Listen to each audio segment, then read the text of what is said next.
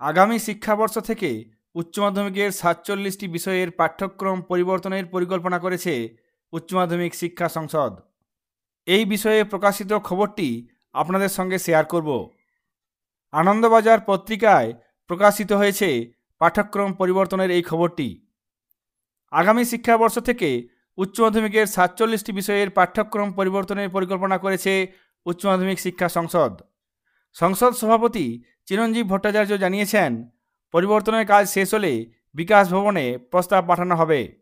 সর্বভারতীয় পরীক্ষার কথা মাথায় রেখেও পাঠ্যক্রমের বেশ কিছুটা পাল্টানো হবে।